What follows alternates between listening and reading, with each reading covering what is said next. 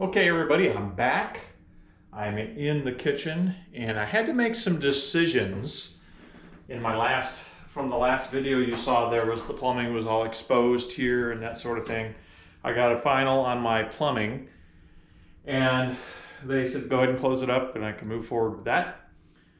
And as you may recall, there was an open window here that someone else had the vision of having it open to the living room from the kitchen, and I started looking at the cabinets, and it was just going to be very tricky for me to make the cabinets work around that large of an opening. I don't think they had really thought it through. And I thought in what was my vision for this, and I wanted to have a functional kitchen for somebody who wants to live here. As opposed to a stylish one. So I didn't want to have to discard some cabinets. I'm hoping that I've got enough.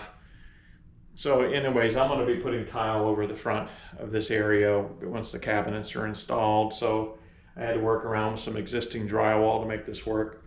So that's why that looks a little funky. And it's going to be a lot easier for me to put the kitchen back together with one consistent wall. And then on this side over here, where they had framed in a window and they had this vision, I guess, of the pass-through looking into the kitchen, I'm going to just make this a bookshelf and frame it in really nicely.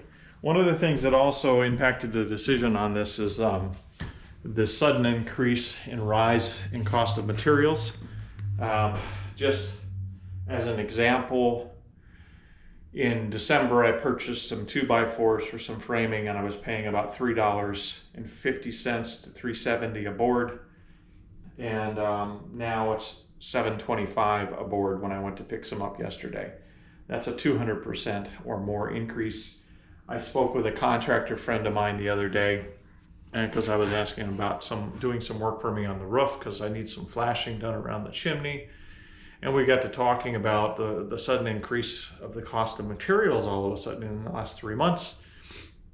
And he had to cancel and lose some jobs because of it, because he lost a decking job because it was just too astronomically of an increase. There's a 300% increase in some of the areas of wood and treated lumber. He's told me that plywood right now is running about $30 a sheet, whereas he was paying about $8 a sheet before. So that's a pretty significant increase in such a short amount of time. I think it has a lot to do with the rising gasoline prices and a lot of changes in administration in Washington, and I don't want to get political with all that because everybody gets heated and debated about that. It's just whatever it is. We have a new administration, new government, new regulations. There's always a bit of a shift in this sort of thing when you have this kind of change in government going on. Hopefully it'll be some kind of a market correction later this year, but right now I'm kind of slowing down on the project because I'm kind of waiting to see what happens with the material. I don't really know, do I hold off and let the prices keep going up where it really gets expensive, or do I just change my timetable and just kind of wait until this whole thing rides out? Anyways, I haven't really made a decision on which way I'm going to go with this, but I'm going to move forward as much as I can with my schedule. I work real estate. I'm a full-time realtor in the other part of the day, so that's what I do. And so I'm going to keep working on that, moving this project forward. It's not super urgent for me to get this to be an active rental right away. I'd love to, so I can get it behind me.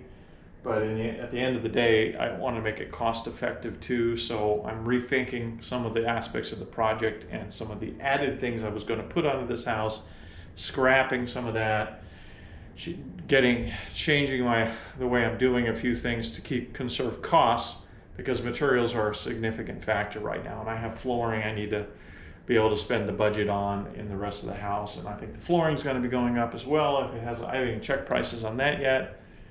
So I'm changing the way I'm going to be doing things a little bit. So I'll try to keep you updated as I go along. But anyways, that's where the project's at right now. I had to go out of town for about a week, had some personal family issues to deal with. And I'm back. I'm going to try to start putting some more videos out here about this project. This is, by the time you see this, I'll have already released another video, and then this one about the project and the mudding in the kitchen. Hopefully I'll be done with the mudding in the kitchen very soon. I've got to really put some time in on it to get it done now. And now that I've kind of made some decisions, I can really move forward, because before I was kind of like not sure which way I was going with some of the things. So long dialogue, I understand, so I appreciate you watching. If you enjoyed this video, I'm going to show you as I go along some of the changes I've done in the plumbing downstairs. I got finalized on that, so as I'm talking, I'm going to show you that, and then hopefully I'll show you some more progress on me working on drywalling, or handling the mud and drywall in this kitchen. And then by hopefully soon I'll show you some cabinets being installed, painting, cabinets installed, and electrical fixtures put in, and then moving out of this room into another room in the house. So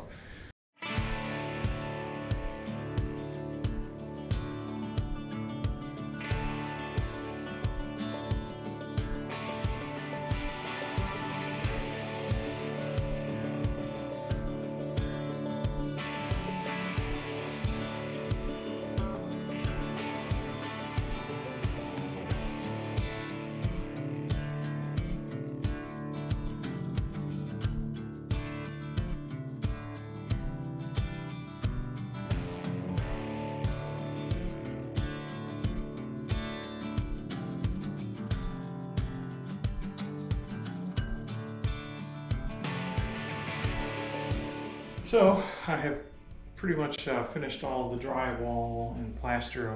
I just got the last coat on, I think. Other than a little bit of sanding, probably some touch up here and there, I'll be ready to paint, hopefully by my next video. So I'll show you some of that then. Hope I don't have a bunch of plaster on my head. Did a lot of ceiling work today. So if you like today's video, please give me a like. Leave me a comment, and subscribe to the channel, and I'll see you next time. Thanks for watching.